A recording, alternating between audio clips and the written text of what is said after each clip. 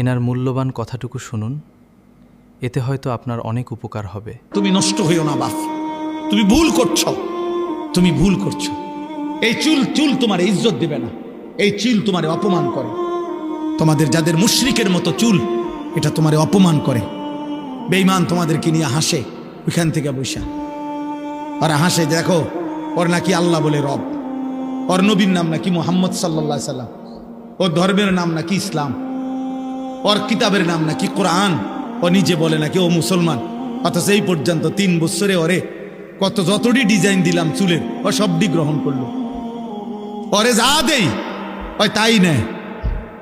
ওরে নারী ছবি, অস্থির দৃশ্য, উলঙ্গ অস্থির দৃশ্য যা দেই নাফরমান সব নিচ্ছে। ওই কিসের মুসলমান? আহ, বেঈমান হাসে আমাদেরকে, দুশ্মন হাসে, দুশ্মন হাসে। আমাদের মায়েরা, আমাদের বোনেরা যখন বেপর্দা হয়, দুশ্মন হাসে। আল্লাহ তাআলা সবাইকে সঠিক দিন বুঝার তৌফিক দান করুক। আমিন।